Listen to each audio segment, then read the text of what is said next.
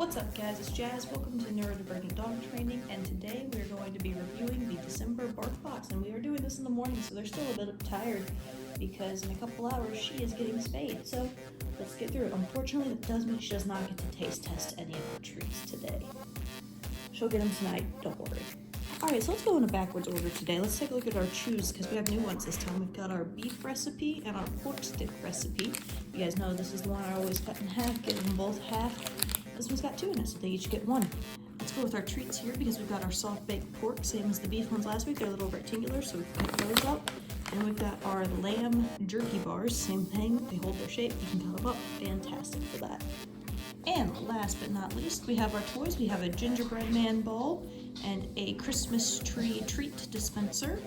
As you can see, obviously, the season's sweetenings is the theme.